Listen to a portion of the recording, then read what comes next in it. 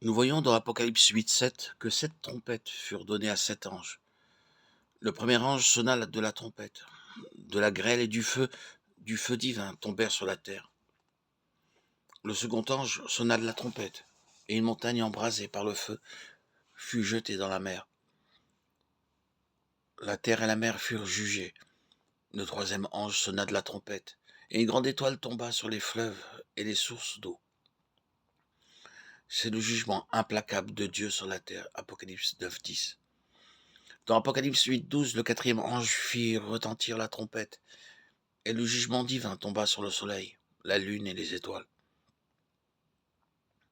Les hommes peuvent parvenir jusqu'à la lune, mais ne peuvent pas détruire le soleil, la lune et les étoiles. Dieu peut le faire. Au son de la cinquième trompette dans Apocalypse 9:1, le jugement de Dieu tomba sur tout l'univers. Même une bombe atomique n'est pas capable d'ébranler les étoiles. Dieu le fera. Hébreux 12, 26, 27. Dieu permettra à d'étranges créatures de venir sur la terre afin de la juger. Apocalypse 9:3. Lorsque Dieu veut intervenir dans les affaires de l'homme, il peut susciter des créatures pour l'accomplissement de son dessein, selon son commandement. Apocalypse 9:4. Si les hommes refusent la miséricorde et l'amour de Dieu, s'ils rejettent l'évangile, ils encourent le jugement. C'est le commencement de l'enfer.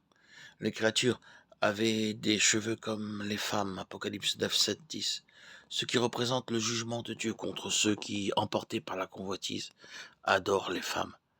Selon Apocalypse 9, 11, ces créatures avaient un roi établi sur elles, Apollyon, l'ange de l'abîme. Le jugement s'exercera. Néanmoins, les hommes ne se repentiront pas, mais s'endurciront de plus en plus. Lorsque le sixième ange, selon Apocalypse 9, 13, sonnera de la trompette, des créatures plus terribles seront envoyées sur la terre, par lesquelles un tiers des hommes seront tués. 7 tonnerres retentirent, introduisant la dernière étape de la tribulation. Mais ce que dire, les tonnerres étaient si terribles que Jean reçut l'ordre de sceller ces paroles et de ne pas les prononcer. Il fut révélé à Jean, selon Apocalypse 10, 67, que lorsque le septième ange sonnerait de la trompette, le mystère de Dieu s'accomplirait. Dieu a fixé le nombre de ceux qu'il portera à travers la tribulation. Selon Apocalypse 10, 9, 10, l'ange donna à Jean un petit livre qui fut dans sa bouche comme du miel, mais amer à ses entrailles.